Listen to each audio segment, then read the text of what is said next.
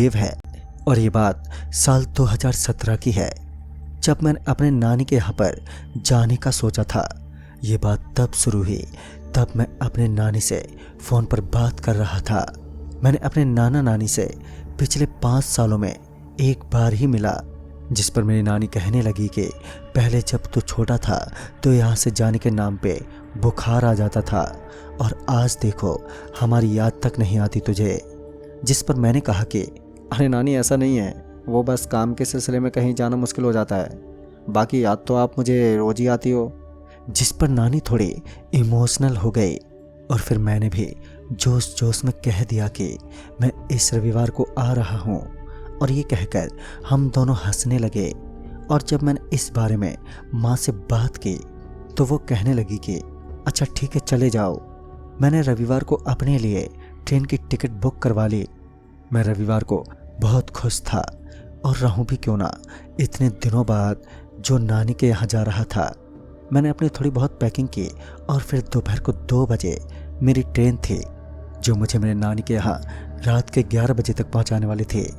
मैं बहुत खुश था और फिर समय के अनुसार ट्रेन में जाकर बैठ गया और फिर कुछ ही देर बाद वहाँ से ट्रेन चल पड़ी। फिर हमारी ट्रेन कई स्टेशनों पर रुकी।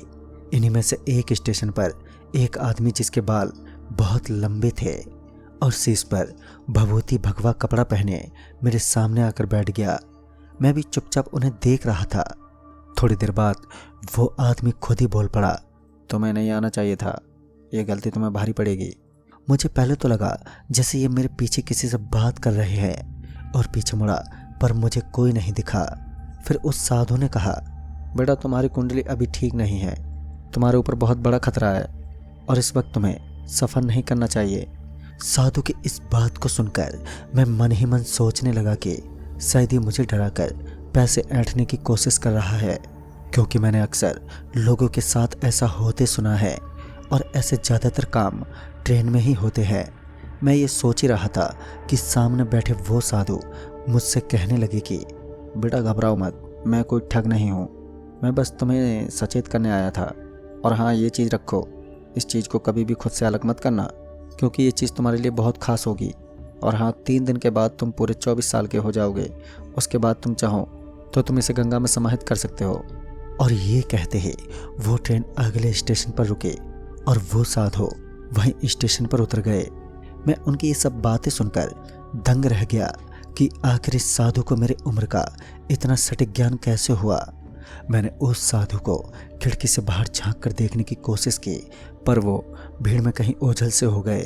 फिर उनके जाने के बाद मैंने अपनी मुट्ठी खोली तो मैंने देखा कि ये तो एक लॉकेट था जिसमें कुछ अजीब सी आकृतियाँ बनी हुई थी। मैं अब सोच में पड़ गया कि इस लॉकेट को रखूं या फिर नहीं, क्योंकि किसी अनजान व्यक्ति की दी हुई चीज़ अपने आप रखना मुझे कुछ सही नहीं लगा, पर मैं इसे फेंकना भी नहीं चाहता था।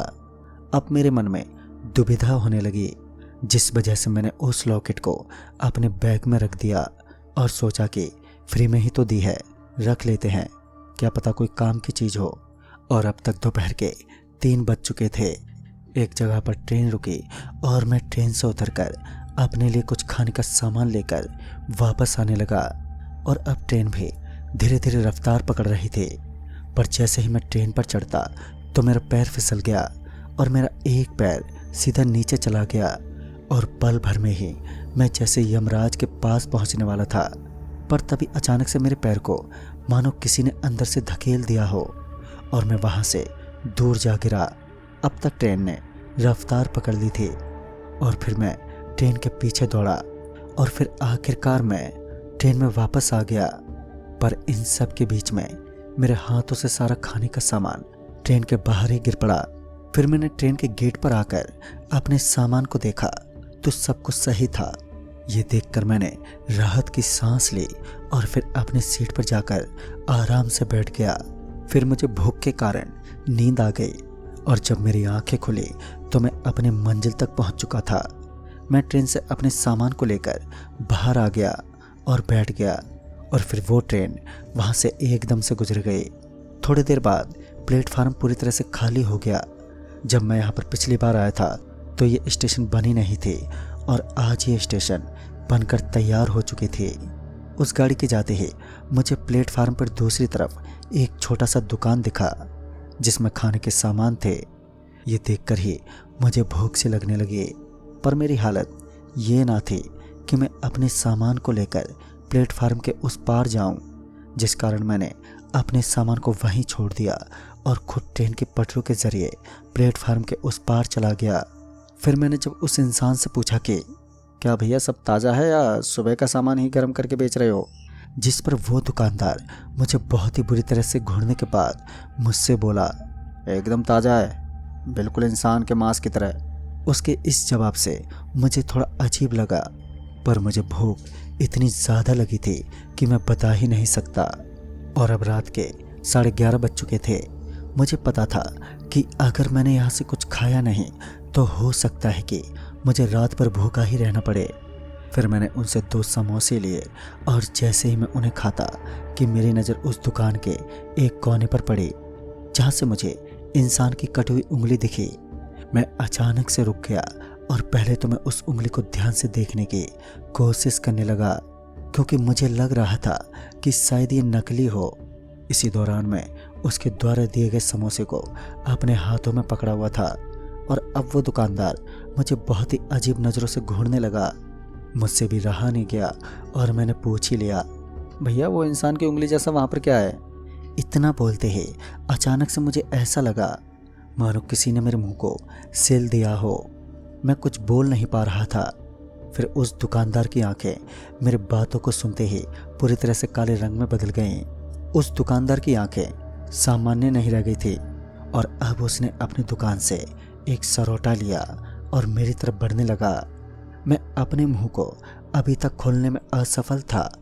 मैं किसी तरह पीछे मुड़ा और देखा कि मेरे बैग के पास कुछ लोग बैठे हुए हैं, पर ऐसा लग रहा था मानो वो लोग मुझे देख नहीं पा रहे हों, क्योंकि मेरी इस हालत पर मैं अपने हाथों से उन्हें इशारे कर रहा था, क्योंकि मैंने अनुभव किया कि मेरे पैर किसी कारण से जम चुके हैं।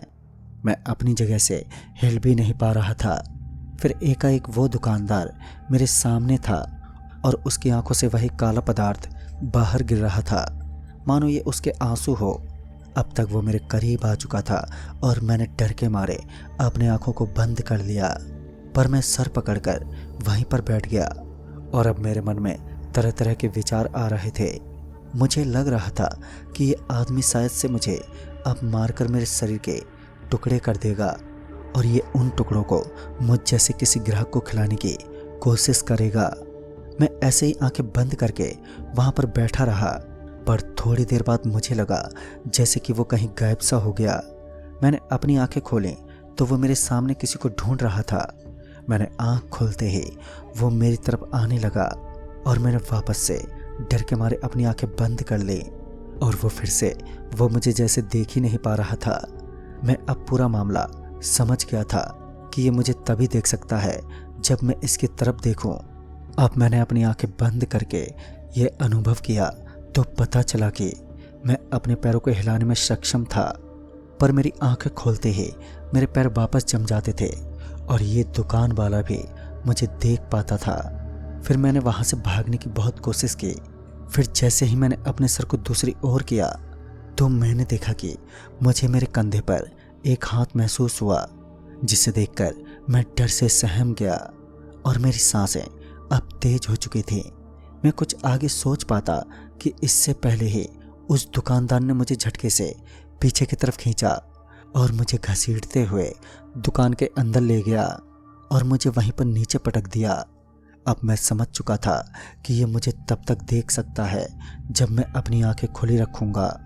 यहाँ मैंने अपनी आंखें बंद कर लीं और आसपास की चीज़ें महसूस करने लगा। मुझे मेरे हाथों के पास कुछ अजीब सा महसूस हुआ। मैंने ऐसा कभी महसूस नहीं किया था। फिर मुझे ऐसा लगा मानो वो दुकानदार अपनी दुकान से बाहर निकला हो। मैंने अपनी आंखों को खोलकर देखने की सोची, पर मुझे अब डर लगने लगा था। मैंने किसी तरह हिम्मत जुटाकर अपनी आंखों को खोला। पहले तो मैंने अपने हाथों को देखा। मैं जानना चाहता था कि आखिर मेरे हाथों में क्या था जिसका स्पर्श मेरे लिए इतना अजीब था। पर जैसे ही मैंने अपने हाथों की तरफ देखा तो मैं डर के मारे चिल्ला उठा। मेरे हाथों में किसी इंसान की अंतड़ियां थी जिसका शरीर ठीक मेरे सामने पड़ा था। मैं जब झटके से ऊपर उठा तो मैंने प्लेटफार्म की दिशा को ठीक से याद कर लिया था और फिर किसी तरह खुद के डर पर काबू करके मैं वहां अपनी आंखें बंद करके बैठ गया। मुझे अचानक महसूस हुआ कि वो दुकानदार मेरे पास है। मुझे उनके पैरों की आवाज़ साफ साफ सुनाई दे रही थी, जिस वजह से मैं इतना घबरा गया था कि मैं उसे बयां भी नहीं कर सकता। मैंने अपने जीवन काल में कभी किसी इंसान के शरीर की इतनी बुरी स्थिति नहीं देखी थी, पर आज तो मैंने किसी लाश के भीतरी अंगों तक को स्पर्श किया था। इस बात ने मुझे अंदर से झुंझला कर रख दिया। अब मैं समझ चुका था कि अगर मैं यहाँ से नहीं निकला तो मेरी हालत भी इसी लाश की तरह होगी, जो मैं बिल्कुल नहीं चाहता था। फिर मैंने किसी तरह हिम्मत जुटाकर उस दुकानदार से बाहर आ गया, पर यूं आंख बंद करके आखिर मैं यहाँ से कैसे जाता। मैंने अपनी आंखों को धीरे से खोला ताकि मैं प्लेटफार्म की दिशा को कंफर्म कर सकूं, पर मेरे ऐसा करते ही वो दुकानदार मेरी तरफ आने लगा। मैंने फिर से अपनी आंखें बंद कर ली और नीचे बैठ गया, और थोड़ी देर बाद जब मुझे लगा कि वो मुझे नहीं देख पा रहा है तो मैं रेलवे ट्रैक पर कूद गया और अपनी आंखें बंद करके धीरे धीरे अपने बैग की तरफ बढ़ने लगा। पर तभी अचानक से मुझे कुछ आवाज़ सुनाई दी। मैंने जब ध्यान से इस आवाज़ को सुना तो ये आवाज़ दरअसल ट्रेन की थी, और अब मुझे समझ नहीं आ रहा था कि आखिर अब क्या किया जाए। अगर मैंने अपनी आंखें खोली तो मैं मारा जाऊंगा, और अगर नहीं खोली तो भी मारा जाऊंगा। और फिर अब मैं अपने जीवन के सबसे कठिन मोड़ पर था। फिर मैंने कुछ सोचा और अपनी आंखें खोली ली। ऐसा करते ही वो आदमी मेरे पीछे पीछे उस रेलवे ट्रैक पर कूद गया। मैं भी जल्दी से आगे बढ़कर वहाँ खड़ा हो गया जहाँ से ट्रेन नहीं गुजरने वाली थी। लेकिन जब मैं आगे बढ़ रहा था तो मुझे ट्रेन की पटरियों पर बहुत सारी लाशें दिखाई देने लगी। मैंने अपने पैर को जहाँ रखा था कई बार तो उस जगह किसी के शरीर की मांस पड़ी थी, जिसके ऊपर से मैं गुजर गया था। और इस पार पहुंचकर मैंने तुरंत ही अपनी आंखें बंद कर ली और सर को नीचे करके चुपचाप बैठ गया। मेरे मन में बार बार उन लाशों की छवि उभरने लगी। फिर ट्रेन वहां से गुजरी, और जब मैंने फिर अपनी आंखें खोली तो मैंने देखा कि वो आदमी ठीक मेरे बगल में था, और मेरे आंखें खोलते ही वो मुझ पर झपटा। पर मैं खुद वहां से ऊपर चढ़ा और अपने बैग की तरफ आने लगा। मुझे लगा था कि शायद ये इस प्लेटफार्म तक नहीं आ पाएगा, पर मैं गलत था, और अब मैंने झट से अपने बैग को लिया और वहीं बैठ गया। फिर अचानक से मुझे उस लॉकेट का ध्यान आ गया और मैंने अपने बैग से उस लॉकेट को निकाला, पर इसके लिए मुझे अपनी आंखों को खोलना पड़ा। और मेरे ऐसा करते ही वो आदमी अब मेरी तरफ बढ़ने लगा, और उसके साथ मैंने झट से उस लॉकेट को अपने गले में लटका लिया, और ऐसा करते ही वो आदमी मेरे सामने से अब गायब सा हो गया। मैंने उसकी दुकान की तरफ देखा तो मुझे वहाँ पर कुछ भी नहीं दिखा। मैं तुरंत भागकर रेलवे इंक्वायरी ऑफिस गया, पर वहाँ उसने मुझे बताया कि उस प्लेटफार्म पर तो कोई दुकान थी ही नहीं। अब मैं ये बात सुनकर दंग रह गया था, पर वहाँ एक भिखारी मेरी ये बातें सुन रहा था। और जब मैं वहाँ से जाने लगा तो उस भिखारी ने मुझसे कहा कि साहब, यहीं कोई साल भर पहले वहाँ एक आदमी अपनी दुकान चलाता था, पर उसके ऊपर रेलवे की लापरवाही की वजह से वहाँ की छत गिर गई और उस छत की रॉड उस बेचारे की आंखों में चली गई। बेचारे को बहुत भयानक मौत मिली थी, और तब से उस प्लेटफार्म पर कोई नहीं आता जाता, और जो जाता है वो वहाँ से लौट कर नहीं आता। वैसे तुम इस बारे में क्यों पूछ रहे हो भाई साहब? तो मैंने कहा क्योंकि मैं अभी उसी प्लेटफार्म से आ रहा हूँ। ये बात सुनकर वो भिखारी पूरी तरह से चौंक गया, और अब मुझे पूरा मामला समझ आ चुका था कि आखिर वो कौन था, और मुझे आज उस साधु की दी गई ताबीज़ ने आखिर बचा ही लिया, वरना आज मैं जिंदा ना होता। और यही सोचते हुए मैं फिर अपने नानी के घर चल पड़ा। तो दोस्तों, इस कहानी में बस इतना ही। तब तक के लिए बाय एंड टेक केयर।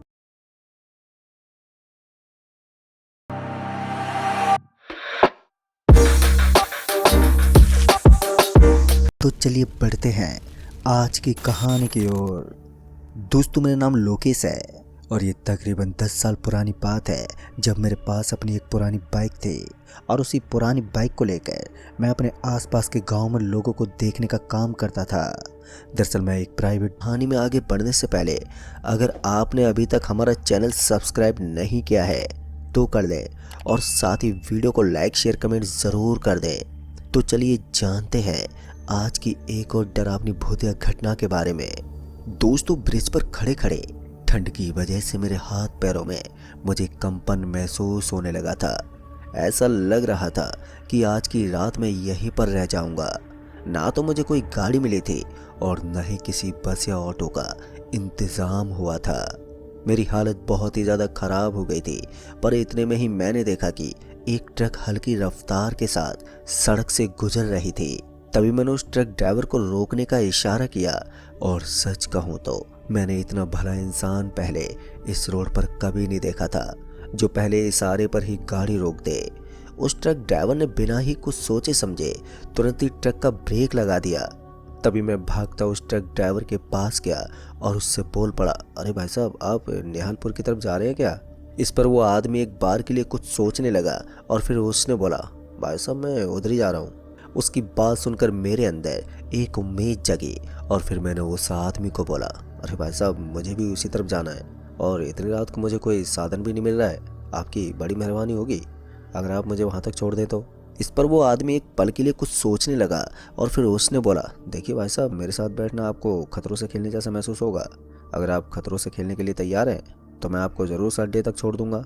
मुझे उस आदमी की बातें कुछ समझ में नहीं आ रही थी, पर इस वक्त मैं इस ठंड के अंदर अकेला नहीं रुकना चाहता था। इसलिए मैंने उस आदमी को बोला, अरे भाई साहब कोई बात नहीं, आप मुझे किसी भी तरह से निहालपुर छोड़ दीजिए, बाकी काम मैं खुद संभाल लूँगा। इस पर उस ड्राइवर ने अपनी गर्दन हिलाई और मुझे ट्रक के अंदर बैठने को बोला। अब तक रात के 10:30 से 11 बज चुके थे। ठंड अपने जोरों पर थी। हम दोनों तुरंत ही वहाँ से निकल पड़े और ट्रक के अंदर बैठने के बाद मुझे थोड़ा सही महसूस होने लगा। ट्रक के अंदर हल्की हल्की गर्माहट भी थी, जिसकी वजह से मेरे हाथ पर वापस से गर्म महसूस होने लगे। फिर उसके बाद मैंने उस ट्रक ड्राइवर को बोला, वैसे एक बात समझ में नहीं आई भाई साहब, यहाँ पर इतनी रात को कोई भी साधन क्यों नहीं गुजरता? मेरी बात सुनकर वो आदमी एकदम से मुस्कुराने लगा और फिर उसने मुझसे कहा, हो सकता है रात में सड़क के ऊपर कोई आत्मा भटकती हो। अब ये सुनकर हम दोनों ही एक साथ में हंसने लगे। ट्रक अब सही रफ्तार के साथ सड़क पर चलती जा रही थी कि तभी मेरे बगल में बैठे हुए ड्राइवर ने कहा, भाई साहब अब आप अपनी आंखें बंद कर लीजिए, क्योंकि आगे जो होगा आप उसे देख नहीं पाओगे। उसकी बात सुनकर मैं एकदम से बोल पड़ा, भाई साहब आप कैसी बहकी बहकी बातें कर रहे हैं, मैं ट्रक के अंदर बैठकर अपनी आंखें बंद क्यों करूं? इतने में ही मैंने देखा कि सड़क के बीचों बीच एक बूढ़ी औरत बैठी हुई थी। ट्रक की रफ्तार इस समय हल्की हल्की थी, इसलिए मैं इस चीज़ को साफ साफ देख सकता था कि वो किसी इंसान की छाती में चाकू घोंप रही थी और उसके सीने को फाड़ रही थी। दोस्तों, ये नज़ारा इतना खौफनाक और डरावना था कि मेरी आंखें खुद पर खुद ही बंद हो गई। फिर उस ड्राइवर ने बोला, अब आप अपनी आंख मत खोलना, वरना उस आदमी की वजह सड़क के ऊपर आप ही खड़े होंगे। उस ट्रक ड्राइवर की बात सुनकर मैंने अपनी आंखों के सामने अपने हाथ रख लिए ताकि किसी भी कीमत पर मैं अपनी आंखों से वहां का नज़ारा न देख सकूं। ट्रक ड्राइवर थोड़ी देर के बाद एकदम से बोल पड़ा, अब आप अपनी आंखें खोल सकते हैं। इस पर मैंने जैसे ही सामने की तरफ देखा तो सड़क एकदम सपाट पड़ी थी। पेड़ों के सूखे पत्ते सड़क के ऊपर गिरे हुए नजर आ रहे थे और तभी कुछ खून की बूंदें अचानक से सामने वाले कांच पर गिरने लगी। लेकिन उस ट्रक ड्राइवर को देखकर ऐसा लग रहा था जैसे कि उसे इन चीज़ों की आदत है और वो हमेशा से इनसे निपटता आया है। इसलिए तो उसने तुरंत ही कांच को साफ कर दिया। पर मुझे समझ में नहीं आ रहा था कि इस ट्रक ड्राइवर की इन हरकतों पर किस तरह से रिएक्ट किया जाए। फिर मैंने उस ड्राइवर को बोला, भाई साहब मुझे समझ में नहीं आ रहा है कि यहाँ पर चल क्या रहा है। वो ट्रक ड्राइवर मेरी बात सुनकर एकदम से बोल पड़ा, भाई साहब मैंने आपको पहले बताया था कि अगर आप मेरे साथ सफ़र करने वाले हैं तो आपको बहुत सी मुसीबत से पेश आना होगा, लेकिन मैं आपको सही सलामत आपके गांव तक छोड़ दूंगा। अभी तो केवल शुरुआत ही हुई है, पूरा सफ़र तो अभी बाकी है। मेरा मन कर रहा था कि मैं अभी इस ट्रक से नीचे उतर जाऊं और किसी दूसरे साधन से अपना सफ़र काट सकूं, लेकिन इस समय पर मेरे पास दूसरा कोई ऑप्शन ही नहीं था। ऐसे में ठंड से बचने के लिए और जल्दी सफ़र तय करने के लिए मैंने उस ट्रक ड्राइवर को कुछ भी नहीं बोला और बड़े ही आराम के साथ, बड़ी नम्रता के साथ उससे बातें करता रहा। बीच बीच में मैं उस ट्रक ड्राइवर से इधर उधर की बातें पूछता, लेकिन उसकी तरफ से हर बार मुझे उल्टा ही जवाब मिलता। बड़ी गहराई से जवाब देने के बाद फिर से उस ट्रक ड्राइवर ने बोला, भाई साहब अब आपका दूसरा पड़ाव में वेलकम होगा। उसकी बात सुनते मैं सड़क के आजू बाजू में देखने लगा, क्योंकि मैं जानता था कि यहाँ पर कुछ अजीब होने वाला है। मुझे डर था कि मुझे पिछली बार की तरह कोई बड़ी ही डरावना दृश्य नजर ना आए। ऐसे हालातों में मैं थोड़ा घबरा तो रहा था, लेकिन थोड़ी हिम्मत भी जुटानी पड़ रही थी। तभी उस ड्राइवर ने बोला, एक बार आप अपने साइड वाले विंडो पर देख सकते हैं। जैसे मैंने विंडो की तरफ झांक तो देखा तो मेरी आंखें फटी की फटी रह गईं। दरअसल मैंने देखा कि थोड़ी देर पहले जो बुढ़िया मुझे उस सड़क के ऊपर बैठी हुई नजर आ रही थी, वो अब हमारी ट्रक से लटकी हुई थी। और वो एक नहीं बल्कि उसकी तरह दिखने वाली कम से कम 10 से 15 बुढ़िया उस ट्रक से लटकी हुई थी। उन सभी का चेहरा इतना डरावना था कि उसे देखकर कमजोर दिल वाले इंसान का वहीं पर दम टूट जाए। पर मुझे समझ में नहीं आ रहा था कि फिर एक बार मुझे क्या करना चाहिए। तभी उस ड्राइवर ने बोला, चिंता मत करो आप, ये लोग तुम्हें जब तक नुकसान नहीं पहुंचा सकते जब तक कि मैं ट्रक को ना रोक दूं। और हाँ, मैं जैसे ही ट्रक को रोक दूंगा तो ये तुम्हें पकड़ कर ले जाएंगे और सड़क के ऊपर ले जाकर तुम्हारी छाती के अंदर छेद कर देंगे। अब ये सुनते मेरा पूरा जिस्म ही कांप गया, लेकिन मुझे अंदर से इस चीज़ का सुकून भी था कि वो ट्रक ड्राइवर सब चीज़ों को जानता था और इसका एक्सपीरियंस मुझे इन खतरों से बहुत आसानी से बचा सकता था।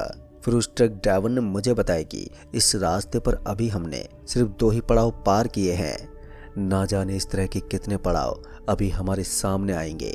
अगर हमने किसी के अंदर भी घबराहट महसूस करना शुरू कर दिया तो फिर हम दोनों मौत के घाट उतर सकते हैं। हालांकि अभी भी उस ट्रक ड्राइवर के चेहरे पर कोई सिकन नजर नहीं आ रही थी, पर पता नहीं क्यों उस ड्राइवर को देखकर मुझे अजीब सा लग रहा था। एक नॉर्मल इंसान के अंदर मेरे हिसाब से इतना कॉन्फिडेंस नहीं हो सकता। ऐसे में मैंने उस ड्राइवर से एक बार के लिए पूछते हुए कहा, भाई साहब एक बात समझ में नहीं आ रही है कि आपके अंदर इतना ज़्यादा कॉन्फिडेंस कैसे हो सकता है।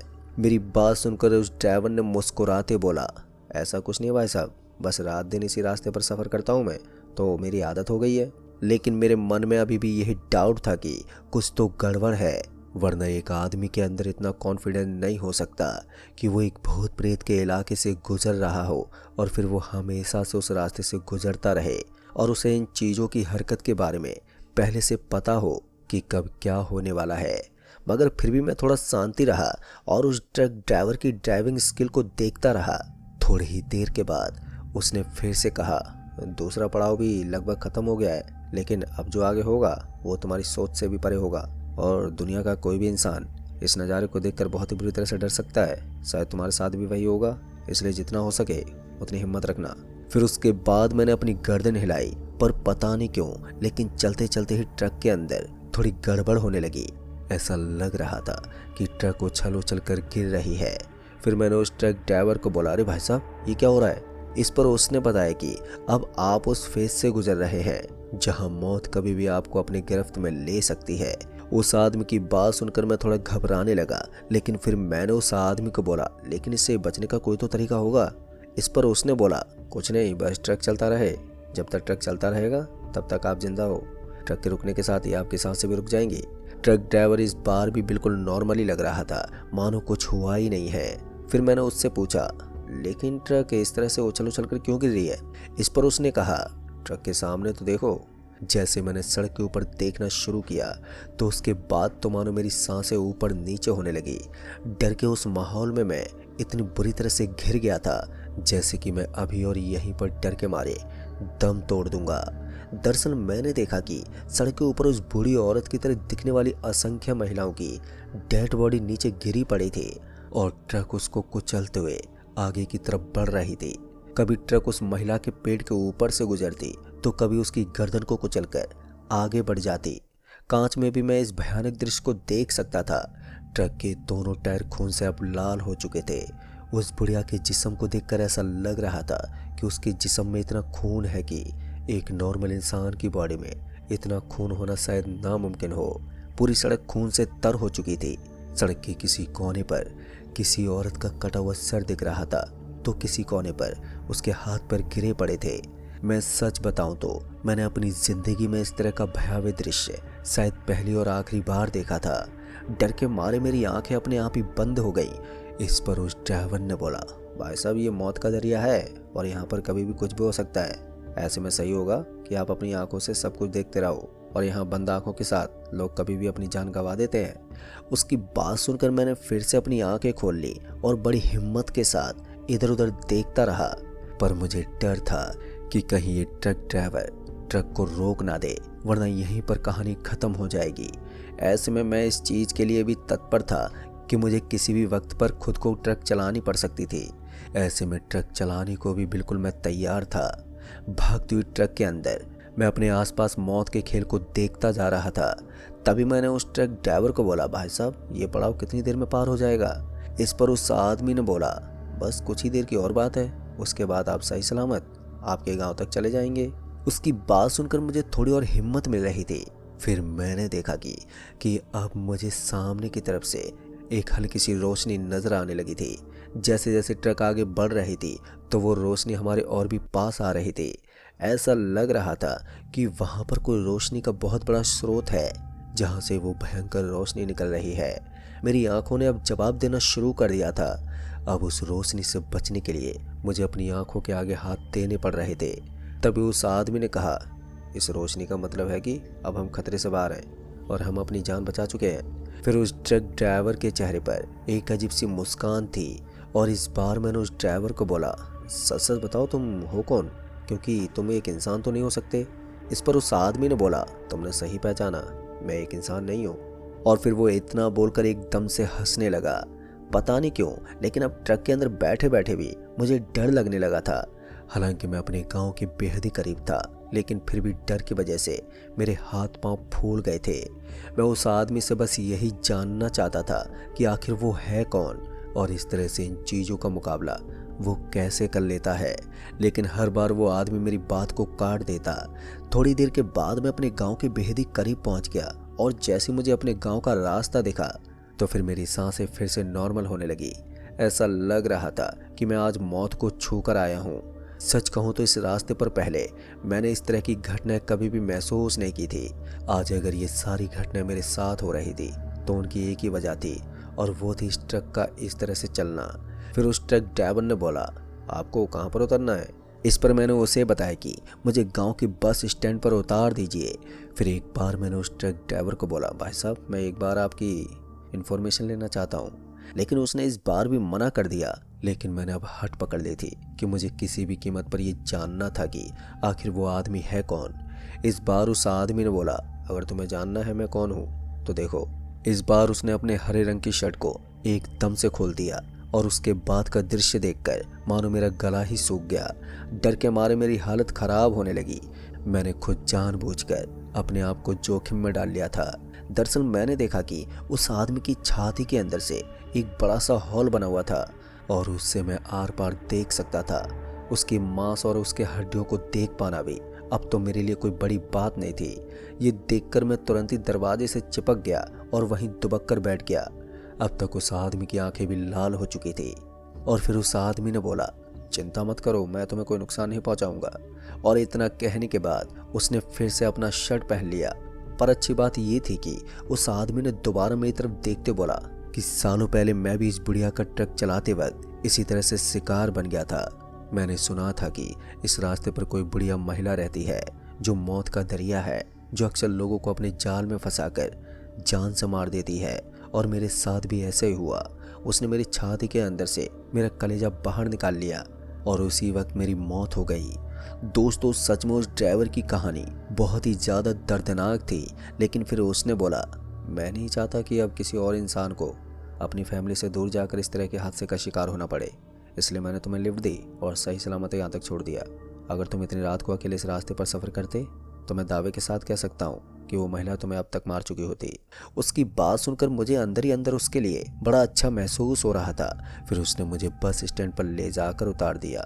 सच कहूँ तो वो मेरी आखिरी मुलाकात थी, लेकिन उस आदमी ने उस छोटे से सफ़र में मुझे जो सिखा दिया वो मैंने अपनी ज़िंदगी में इतने सालों में कभी नहीं सीखा था। उस एक अच्छे पिशाच ने मुझे ज़िंदगी की कई चीज़ें एक साथ सिखा दी थी। बाद में मैं सीधा अपने घर आ गया और घर पहुंचकर मैंने अपने घर वालों को भी इस घटना के बारे में बताया। तो घर वालों ने भी मुझे ये चीज़ बताई कि वो ट्रक ड्राइवर पहले भी बहुत लोगों की मदद कर चुका है। सभी लोग यही मानते हैं कि वो एक अननोन पर्सन की तरह आता है और आदमी को बचाकर वापस चला जाता है। सच कहूँ तो उस आदमी का काम मुझे इतना बेहतरीन लगा कि मैं अपने शब्दों में बयान नहीं कर सकता। और ऊपर से एक भूत इस तरह की अच्छी हरकतें कैसे कर सकता है, ये भी एक सोचने वाली बात है। मेरे लिए वो भूत के रूप में एक भगवान ही था जिसने मुझे नया जीवन दान दिया। दोस्तों, उसके बाद मैंने उस रास्ते से चलना फिरना बिल्कुल ही छोड़ दिया, क्योंकि मैं जान गया था कि अगर उस रास्ते पर दोबारा मेरी मुलाकात उस बूढ़ी औरत से हुई तो इस बार मुझे बचाने के लिए वो ट्रक ड्राइवर आएगा भी या फिर नहीं, वो तो नहीं मालूम, लेकिन वो मेरे सीने को फाड़कर मेरा कलेजा ज़रूर ले लेगी और मुझे हमेशा के लिए इस दुनिया से दफा कर देगी। तो दोस्तों, इस कहानी में बस इतना ही। कहानी आपको पसंद आई हो तो वीडियो को लाइक शेयर कमेंट ज़रूर कर दें। तो मैं आपका दोस्त राजकुमार जल्द ही मिलूंगा ऐसी एक और डरावनी भूतिया घटना के साथ। तब तक के लिए bye and take care. Navigate the F&O space, the Angel One Way, access strike price, orders,